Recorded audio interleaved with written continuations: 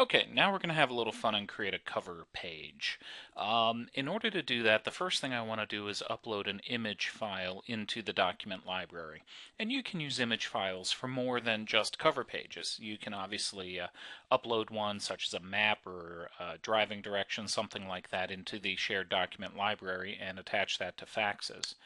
So let's do this. Let's create a monkey logo image. And the type is going to be an image. We're going to put it in the default folder, of course, and we're going to make it public. And now we just have to find the file, which I've stored on my desktop as monkey logo. We hit save, and now that image file is uploaded into the document library. Now let's create a cover sheet. We click on New, and give the cover sheet a name, monkey cover sheet. And now we change the document type to be a cover page. And you'll notice as soon as we did that, this Create Cover Page button appeared. That wasn't there before. We're going to store it in default. We're going to make it public.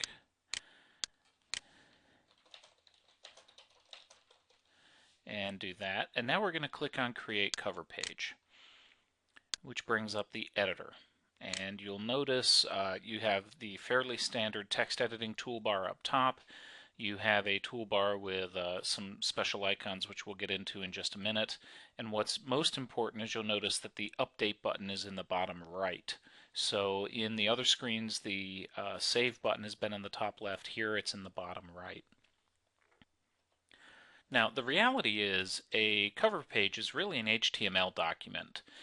So anything that you can do in HTML, you can pretty much do in here. And the first thing we're going to do is throw a grid on the screen. And we're going to put in a table that's, 3 columns wide and a bunch high. And now you see, first of all, it's a very small, ugly table, but we'll fix that as we flesh things out. I want to center it, and I'll just use the center tool here. And I want to go ahead and insert the monkey logo in that top center cell. So I click to put the focus there, and then I mouse over to the image manager, click on it, and now you'll see it's got the document library there, and the one image file that we have is there. Now we can add an image. If we didn't upload it to the document library beforehand, we can add an image, and you'll see it launched the document upload window. So we could upload another image in there and it would show up in the list. But for now, we're going to click on the monkey logo and hit insert. And there's our guy. He's got headphones on just like me. We're going to shrink this down a little bit so it doesn't take up the whole page.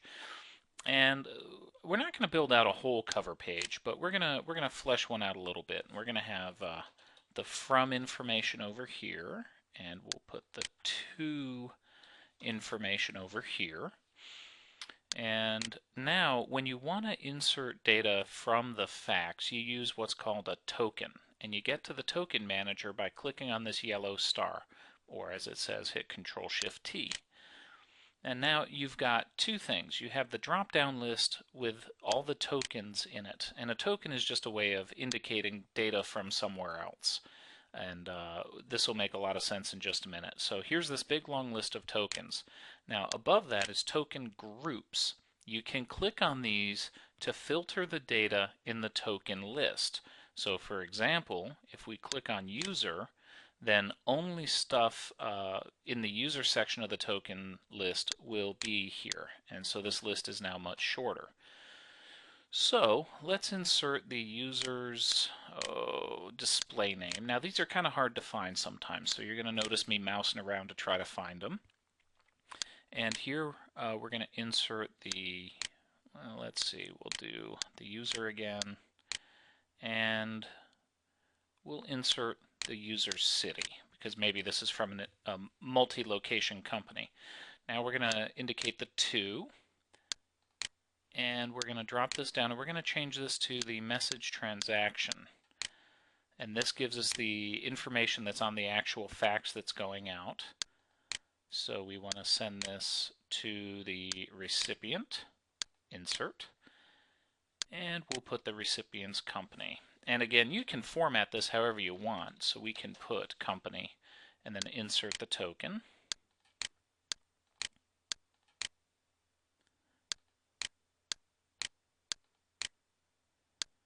And we'll insert the recipient company name. Now, you'll notice that these tokens are really just bits of text with $sign at the beginning and the end. That means you can copy and paste them just like you would any other text if you wanted to move it elsewhere or do something fancy with it. Here, I'll hit Control-C to copy, and we'll just paste it right in there.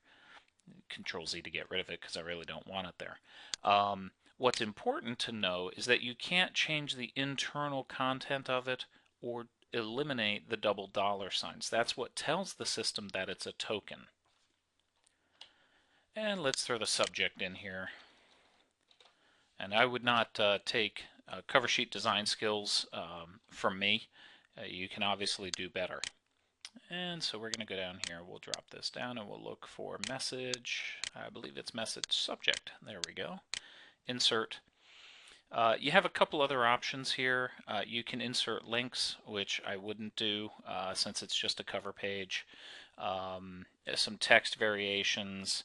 And here's the one that you're going to want to use also, which is symbols. So if you need copyrights, trademarks, stuff like that, you can insert those symbols right from there.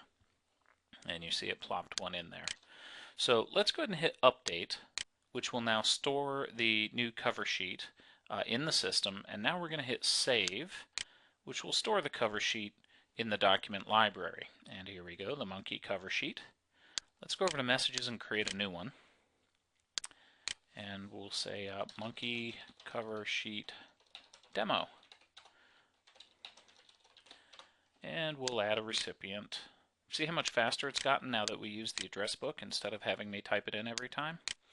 Now we'll go in here, and we don't want the default cover page for this. Instead, we'll double click on the monkey cover sheet and add that. We'll indicate that we want it held. We'll hit send. Now let's go look at documents on hold. Here's our monkey cover sheet. We open it up, and there we go. There's our cover page. So it is it's HTML, so you have to kind of work with it a little bit to make sure that it ends up looking the way you want it to. But you get the general gist here. Now let's go ahead and get rid of this and flip back. We'll go into the document library and let's edit the cover sheet. Sorry, just double click on it.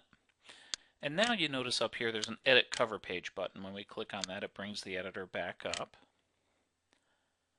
And you'll notice in the bottom left there's a pencil and a set of brackets, and using this you can switch between the design mode and the HTML mode. So if we hit HTML, this is now what's being generated by the system. The reason this is important is you can use other applications such as front page or anything else that can generate HTML, and as long as you get these tokens right, you can just upload that file into FaxCore as your cover page. What makes that really nice is that most people have their cover pages already designed in Word, and within Word you can save a page as an HTML document. Now it'll take a little bit of work probably to clean it up and make it work, but it's a lot easier than recreating the cover page from scratch. And to wrap up, we will just add the notes to the cover page. We'll put them outside of the table that we have up there. Let's insert a token, and that should be under transaction.